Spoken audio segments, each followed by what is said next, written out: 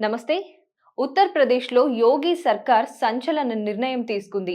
ఆన్‌లైన్‌లో నమోదు చేయటంలో విఫలమైన 513 మదర్సాల గుర్తింపుని రద్దు చేసింది. రాష్ట్ర వ్యాప్తంగా గుర్తింపు లేని మదర్సాలపై సర్వేకి UP board of madrasa education ఈ నిర్ణయాన్ని తీసుకుంది.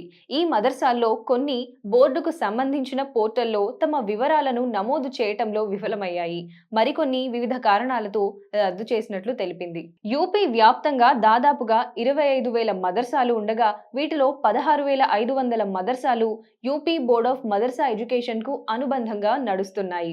అయితే ఇందులో సరైన గుర్తింపు లేని మదర్సాలను అనుమతులు రద్దు చేస్తున్నట్లు యూపీ బోర్డ్ ఆఫ్ మదర్సా ప్రకటించింది. ఇప్పటికే పలు మదర్సాలు తమ అఫిలియేషన్ రద్దు కోరుతూ దరఖాస్తులు చేసుకున్నాయని, 2016 నిబంధనల ప్రకారం వాటిని కూడా రద్దు చేస్తామని స్పష్టం చేసింది.